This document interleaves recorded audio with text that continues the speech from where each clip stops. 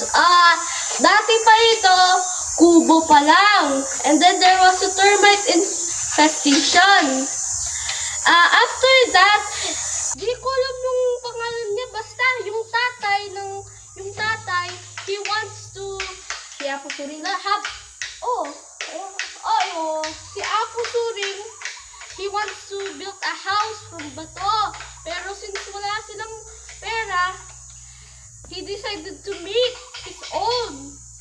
So, he bought cement from the hard-earned money that they had, and they get boulders from Mount Arayat to construct the work to construct this.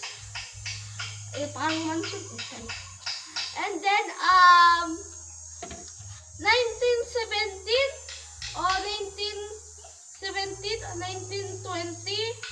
I think, basta, they managed to finish it. Ang ano daw, ang sinukuha Ang creepy kasi. ay sa ilalim magpapapit.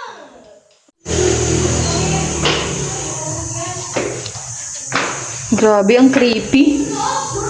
Ang creepy. Imagine, they built this!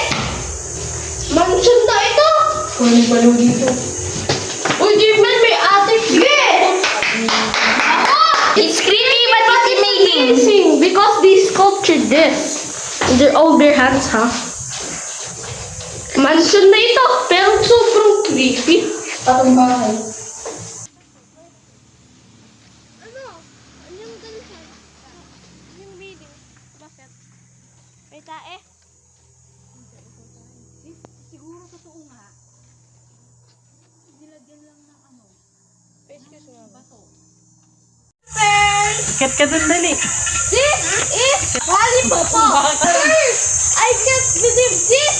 They sculptured it with their own bare hands and using boulders from Mount Arayat. Yes, it is true. Sa bundok na tayo?